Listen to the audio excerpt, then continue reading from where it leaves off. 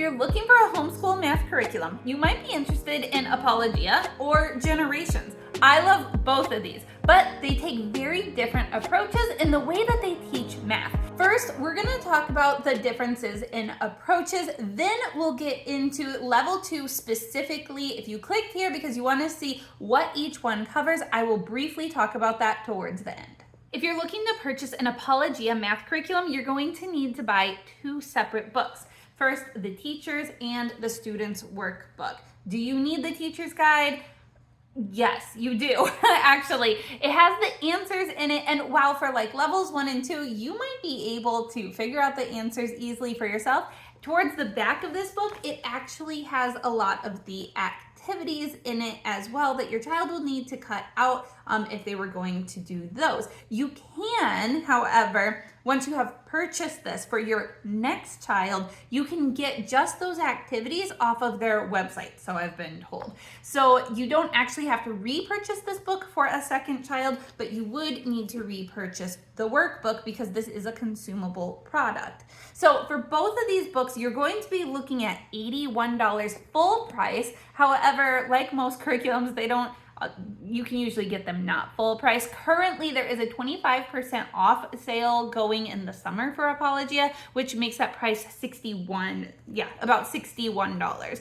If it's not summer and you want a 10% discount, make sure to check the description down below because I have a 10% discount that I am able to offer with my discount code. Apologia math is more traditional, I would say, in what you are probably used to. It is also a mastery approach as opposed to a spiral approach, and we'll get into that a little bit more. There are cutout activities and games that your kids can be doing. My boys have really enjoyed this. I have a 5th grader working on level 5 and then twins that are working on level 3.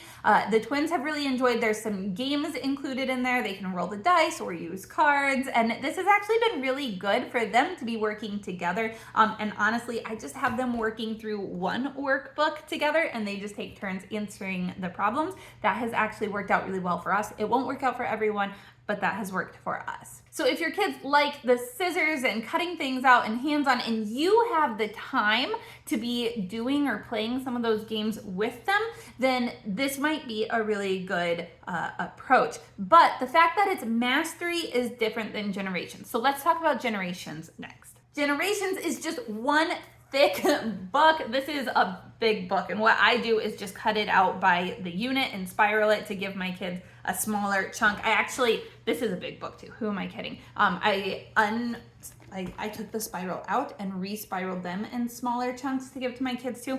I'm just not a big fan. Like, if anybody put this thick of a book in front of me and said, here, do this, I think I'd say, you're crazy. Why? No, you hate me. Absolutely not. So I ask my kids to complete smaller portions at one time, and that just works really well for us. This book from Generations is full price $46, which is already cheaper than even just like buying these on sale. But currently it is on sale for $32, and then they often run sales. Black Friday tends to be the best time to buy curriculum from Generations, but you can often find sales through their website as well. There are still things that your child can do. There are still manipulatives that are recommended in here, activities, getting up and going around the house, but they aren't cutout activities. It is just one book, so there is a spot in the back. It's very small that gives the answers for the teacher. If you're wondering what kind of resources you're going to need in your house, like math manipulative wise, both of these are really good about using things that you probably already have in your house. So you really don't need to be going out and buying much, especially in some of these early ages. I will say that Apologia does have some things they want you to purchase in the future, and I just don't know about Generations, what that's going to look like, because currently Generations only offers K through 2. They are working on bringing out this curriculum. In fact, level 2 just came out in June, and K is coming out in August. You can pre-order it right now, but it's not actually available. Apologia goes through level 6, and no, they are not planning on putting anything else out, at least with this author. She is not aware of anything at this point for like a level 7 or beyond. I don't know what Generations is going to do with their math, but currently they are rolling it out as quickly as possible. Mastery versus spiral.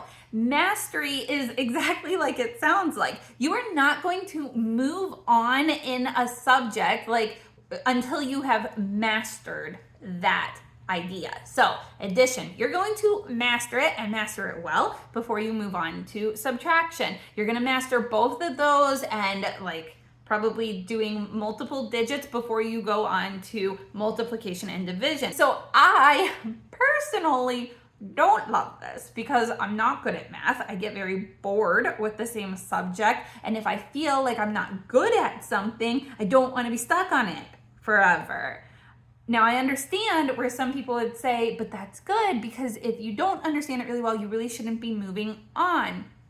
Sometimes our brains just need time to process something. That's how my brain is.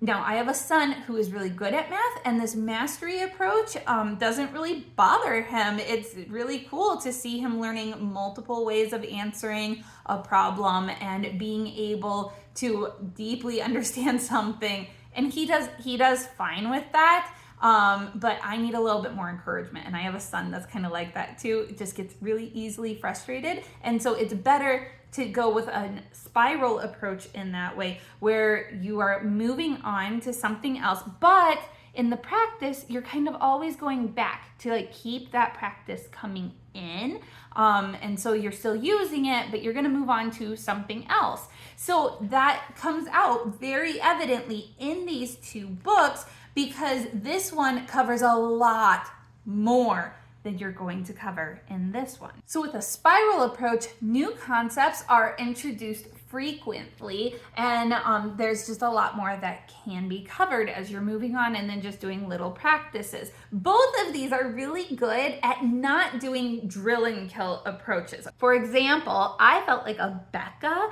was kind of a drill and kill. We're going to hit these things, we're going to do a lot of them, and it's going to be exhausting and you're going to hate math by the time it's done. I felt like public school did that. It was just a lot of busy work. These don't actually have very much, each day is pretty short in your lessons, and you're just going to do a few things. But with Generations, with the spiral approach, you're going to be learning a new idea and then practicing some of your old things. And then the next day, learning a new idea in some way, a little bit, and then practicing the thing that you learned before and the days before that. But those lessons are still short. It's just a couple little problems to practice. Apologia, you are going to learn a concept, and then that is what you are going to practice that day. That's fine, just different approaches. As the educator that you are in your house, remember that you have the ability to just tell your kids, no matter which approach you take, today we're only going to do these 3 problems instead of these 9 problems. If you see that your kid has mastered something, even though they're doing a spiral approach, maybe they don't need to keep working on that, and you can cut those things out of that day's practice to make the lesson a little bit shorter for them. Maybe there's a concept that they have mastered already and they are ready to move on.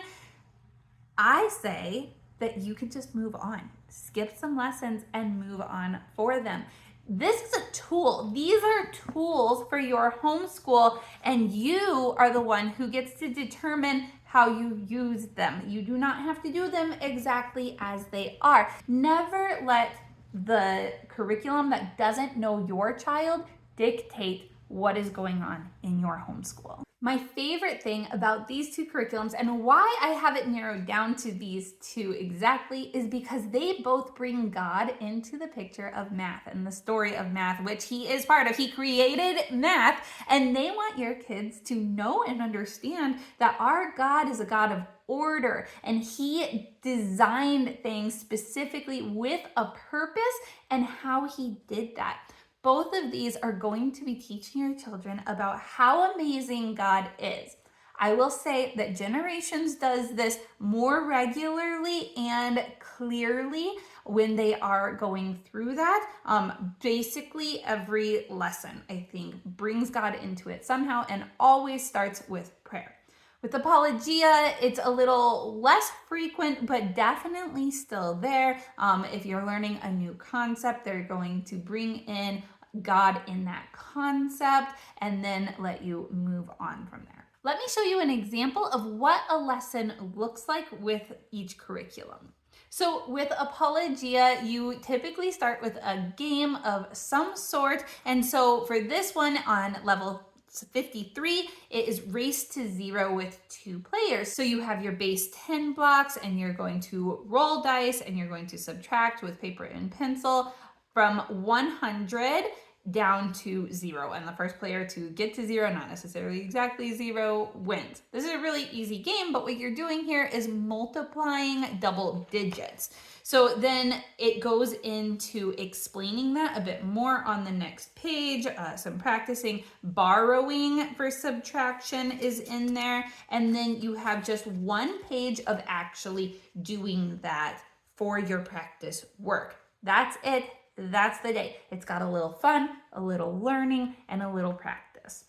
Next day, you're going to play that game again, and then again, you're going to practice these things. The answers to these questions are also going to be the key to answer a riddle at the bottom of the page. For a lesson in Generations, we're going to flip to day 39, where they are also subtracting multiple digits. And as always, we start with prayer, working with some memory flashcards, and then going into the lesson. In this lesson is going to start by talking about how God did subtraction too, how he set apart the Levites for a special purpose and plan that he had. He subtracted them from the 12 tribes, and then you have 11 left over. It's a really simple little idea, but I just love bringing those things in because the more Bible and the more familiar our children are with hearing those things, the more they're going to remember those. So it's almost a spiral approach to the Bible as well. So here you're seeing that they are using like a linking cubes idea. I love linking cubes, especially the number blocks one. So we have these in our house, but it's here on the paper for your child to see how that subtraction works. Again, borrowing and subtraction. So both of these level 2s are covering that. So you're gonna do page 132, 133, 134. So we have a lot more reading here. That's not always the case, but it is a very wordy math curriculum. I'll talk about that another time. I love wordy math curriculums. But this one is much more wordy. It does say specifically for this lesson as well that it takes about 30 minutes. I would say on average, they're more like 15 minutes for a lesson. But the only practice, because there's so much reading, so many things that you're doing here, the practice is actually a lot shorter. So look at this right here. There's something that's going on, but when you turn the page, there's only 5 problems that they're doing. That's it. And then they're done for the day and they move on to day 40. Now look at this real quick, just so that I show you what I mean. Here we have a lot less reading. It's just this half page. Turn the page, it gives you your steps, and it's blocked everything off for them so that they are going back to working on addition again.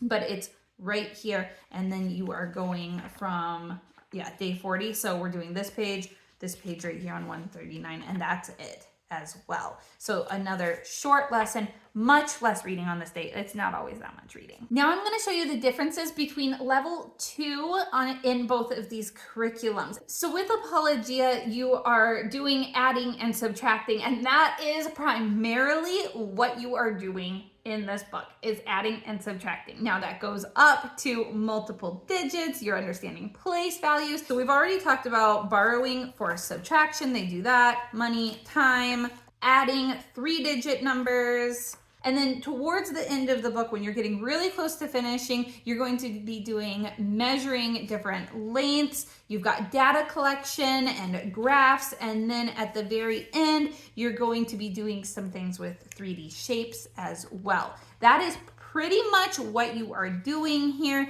It ends with a party also. Look at this. This is really cool. The pictures that are included in this are from the author, and they're pictures of her kids doing the things that are in this math curriculum. I think that that is really cool, really like personal there. I have actually talked with Catherine, the author, several times.